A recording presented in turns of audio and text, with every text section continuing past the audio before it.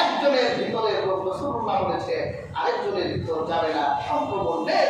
রাসূলুল্লাহ বলেছেন ওয়ালা তিয়ারা, পাখির ভিতর কোনো অকল্যাণ কল্যাণ নেই।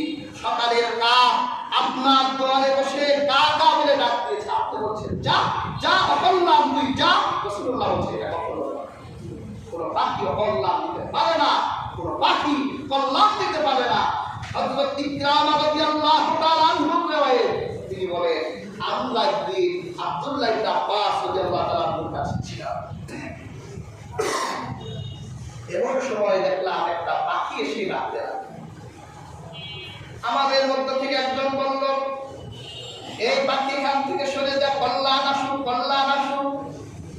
আব্দুল্লাহ ইবনে আব্বাস বললেন না, পাখি এখান থেকে যাবে না, কল্যাণেরও দরকার নাই অকল্যাণেরও দরকার নাই। আল্লাহ পাখির সাথে কল্যাণ অকল্যাণ রাখে নাই।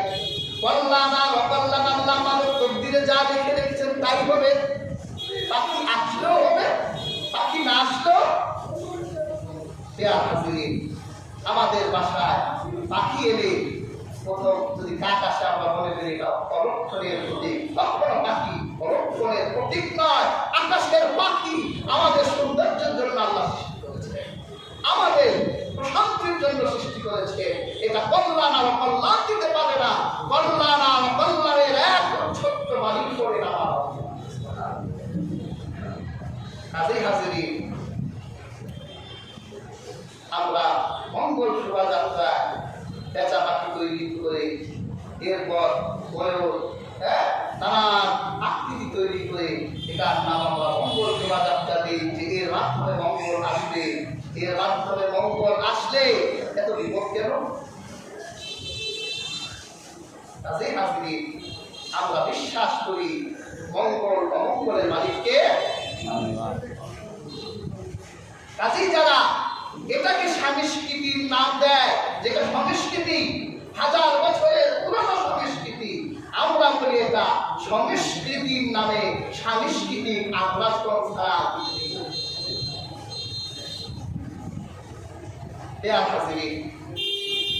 আল্লাহর পয়গম্বর হযরত মুসা নবী, এ তো ফেরাউনের দেশে ছিল, মিশরে ছিল।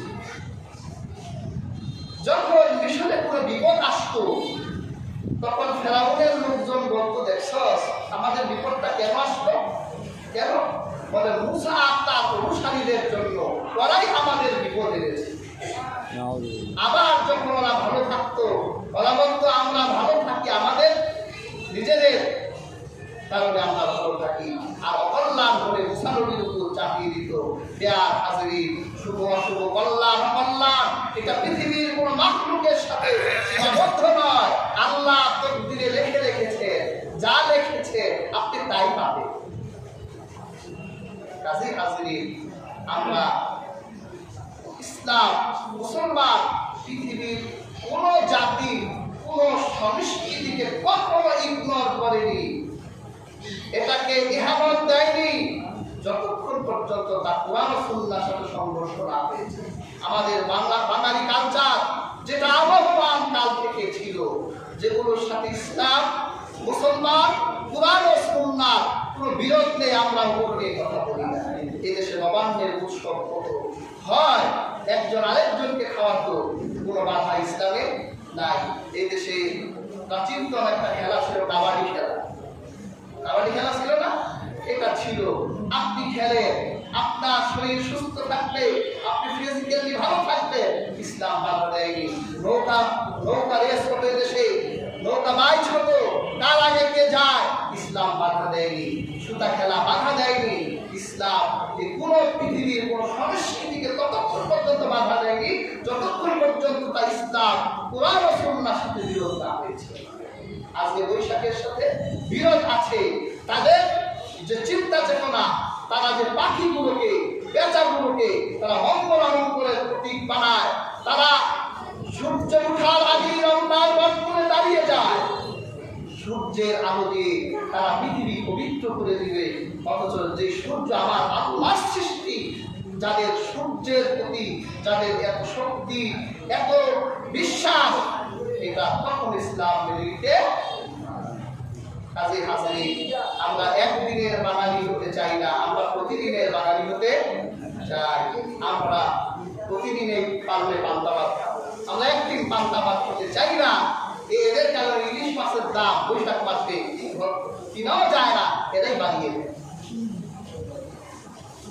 গরিব মানুষ, মধ্যম মানুষরা ইলিশ মাছ কিনার সাহস পায় না এই শয়তানদের কারণে।